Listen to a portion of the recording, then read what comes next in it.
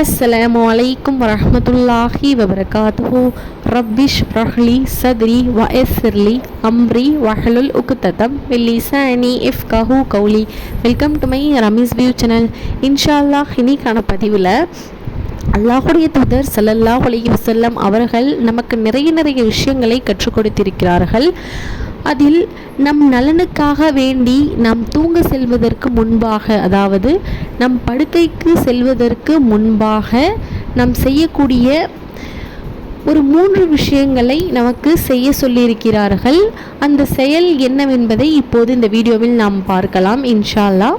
Video ஃபுல்லாக skip பண்ணாமல் பாருங்கள். வீடியோக்குள்ளே போகிறதுக்கு முன்னாடி நம்மளுடைய சேனலை இன்னும் சப்ஸ்கிரைப் பண்ணாமல் யாரெல்லாம் வீடியோ பார்த்துட்ருக்கீங்களோ ஃபஸ்ட் நம்மளுடைய சேனலை சப்ஸ்கிரைப் பண்ணிவிட்டு பக்கத்தில் இருக்கிற அந்த பெல் ஐக்கானையும் கிளிக் பண்ணி வச்சுக்கோங்க.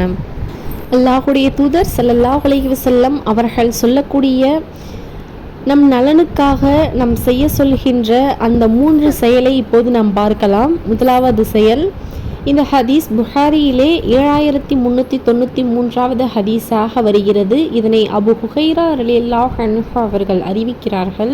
நீங்கள் தூங்க செல்வதற்கு முன்பாக நீங்கள் படுக்கக்கூடிய அந்த இடத்தை, அந்த விரிப்பை உங்கள் ஆடையின் ஓரத்தால் 3 முறை தட்டிவிடுங்கள் என்றார்கள் அல்லாஹுடைய தூதர் ஸல்லல்லாஹு அலைஹி வஸல்லம் அவர்கள். இதை ஏன் சொல்கிறார்கள் என்றால், நாம் படுக்கக்கூடிய அந்த இடத்தில் எறும்புகள் இருக்கும், பூச்சிகள் இருக்கும். இதை நாம் கவனிக்காமல் நாம் தூங்கினால் இது நமக்கு நோவினை விளைவிக்கும் என்பதற்காக வேண்டி, நம் நலனுக்காக, நம் பாதுகாப்பாக உறங்குவதற்காக அல்லாஹுடைய தூதர் ஸல்லல்லாஹு அலைஹி வஸல்லம் அவர்கள் இந்த செயலை செய்ய சொல்லி நமக்கு கற்றுக் கொடுத்திருக்கிறார்கள். இரண்டாவதாக, இந்த ஹதீஸ் புகாரியிலே 247வது ஹதீஸாக வருகிறது. இதனை அபு ஹுரைரா ரலியல்லாஹு அன்ஹு அவர்கள் அறிவிக்கிறார்கள்.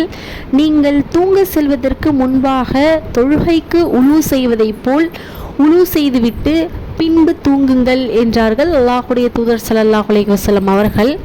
மூன்றாவது செயலாக, இந்த ஹதீஸ் புகாரியிலே 3275வது ஹதீஸாக வருகிறது.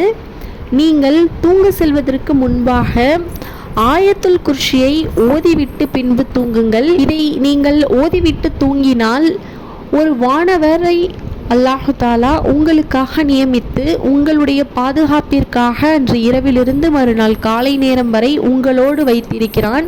அந்த வானவர் உங்களுக்காக அல்லாஹு தாலாவிடத்தில் துஆ செய்து கொண்டே இருப்பார்கள்.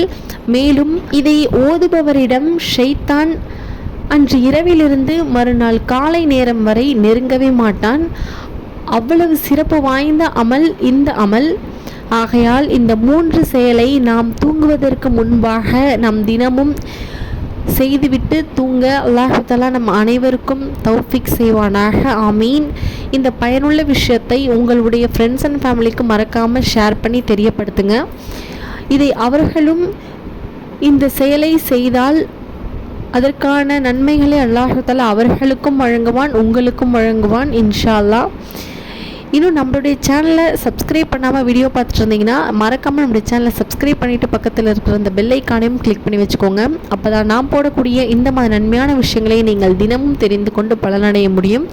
இந்த வீடியோ உங்களுக்கு யூஸ்ஃபுல்லாக இருந்ததுன்னா இந்த வீடியோக்கு ஒரு லைக் பண்ணுங்கள் இன்ஷா அல்லாஹ். அஸ்ஸலாமு அலைக்கும் வரஹ்மத்துல்லாஹி வபரகாத்துஹு.